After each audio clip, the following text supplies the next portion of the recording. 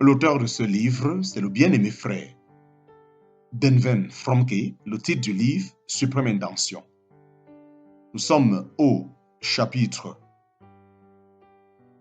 11, petit 4. Perdu dans un autre. Il s'ensuit que toute crainte sur le chemin de la croix, toute défaillance dans notre résolution, si nous sommes déjà engagés, ne peuvent venir que de notre ignorance de la bénédiction à laquelle ce chemin nous conduit. Dans la vie de l'épouse, le moment qui lui procure le plus de joie devrait être celui où elle perd son nom et son indépendance propre à la cérémonie du mariage. En prenant le nom de son mari au lieu du sien, elle perd sa vie en lui. Elle est mariée à un autre et possède dans cette union une nouvelle source de vie. De même pour nous, le moment le plus heureux devrait être celui où, par l'œuvre de la croix, nous avons renoncé au droit que nous avions de nous appartenir à nous-mêmes. Et où nous nous sommes considérés comme morts au moi, au péché et au monde, mais glorieusement vivants pour lui. Et où nous nous sommes considérés comme morts au moi, au péché et au monde, mais glorieusement vivants pour lui.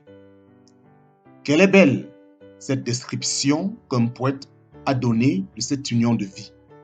Toute ma vie, ô Jésus, c'est la tienne. Je trouve en toi ce que j'ai désiré. Rien ici-bas, plus rien qui me retienne. Mon ciel commence au voile déchiré. Mon ciel commence au voile déchiré. Fin du chapitre.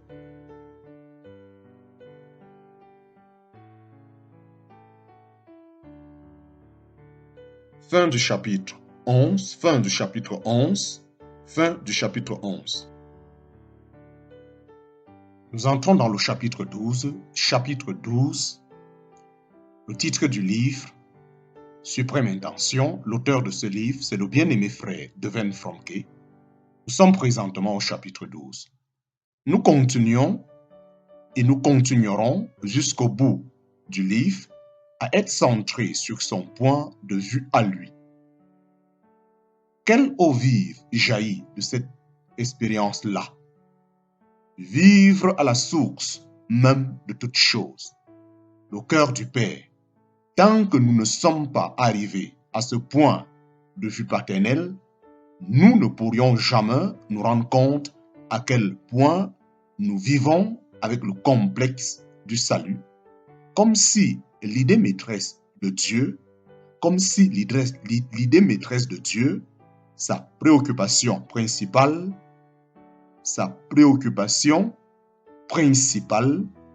était centrée sur le calvaire et le plan de notre délivrance. Il va de soi que la croix est au centre du plan divin de la rédemption et nous ne voudrons pour rien au monde en minimiser l'importance.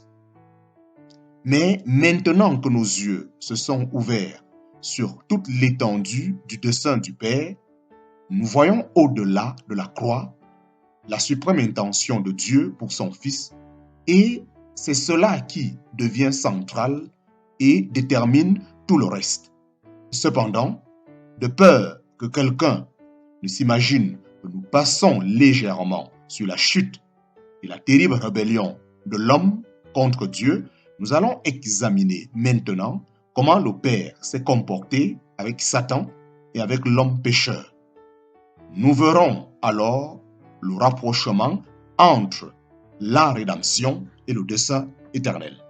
Chapitre 12, la rédemption et le dessein éternel. Chapitre 12, la rédemption et le dessein éternel. Il y a un peu plus de 8 ans, nous avions un manuscrit prêt pour l'imprimerie. Or, une partie de sa substance paraissait, à l'époque, tellement révolutionnaire au milieu fondamentaliste que nous décidâmes de surseoir à sa publication.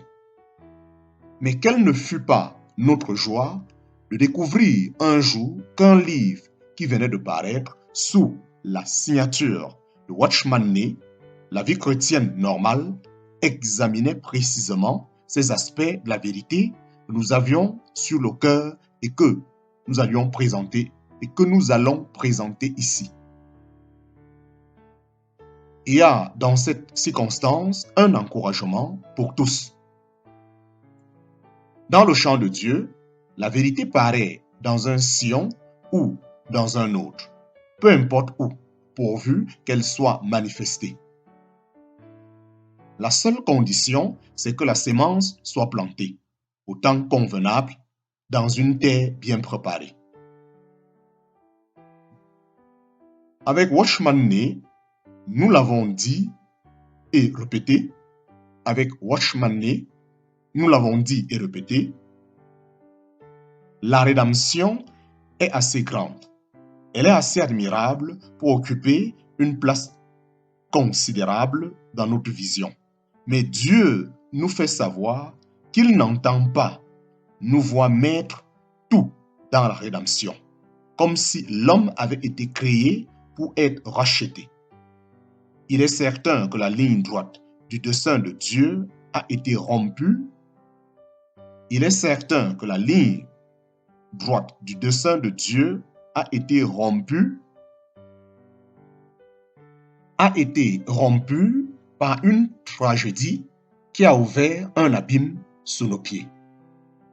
Et que l'expiation est un remède béni grâce auquel nos péchés ont été effacés et notre restauration assurée. Mais une fois que nous sommes arrivés là, il reste une œuvre à faire pour nous faire entrer en possession de ce qu'Adam n'a jamais possédé et pour donner ainsi à Dieu ce que son cœur désire. Car Dieu n'a jamais renoncé à son dessein qui est représenté par cette ligne droite.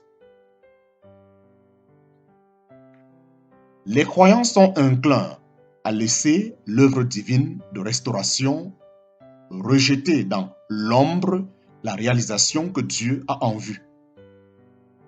Les croyants sont inclins à laisser l'œuvre divine de restauration rejeter dans l'ombre la réalisation que Dieu a en vue. Nous devons absolument voir ces deux aspects à leur place respective. À cause de cette tendance malsaine de tout rapporter à lui-même, l'homme a été plus réceptif à ce que Dieu fait pour lui qu'à ce qu'il est destiné à être pour Dieu. La première leçon met en évidence les deux aspects de l'œuvre de Dieu.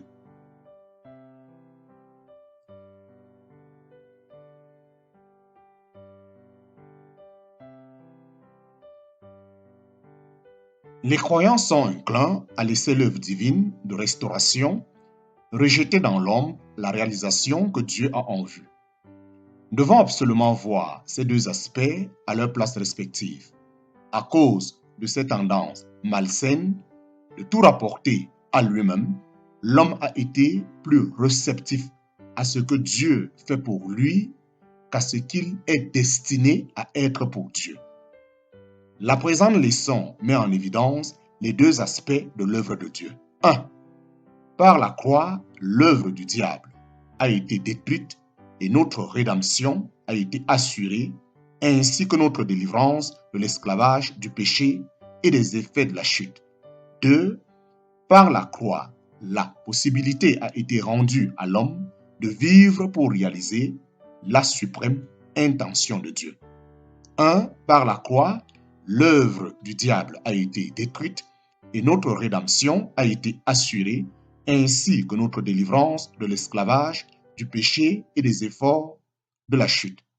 2. Par la croix, la possibilité a été rendue à l'homme de vivre pour réaliser la suprême intention de Dieu. Par la croix, la possibilité a été rendue à l'homme de vivre pour réaliser la suprême intention de Dieu.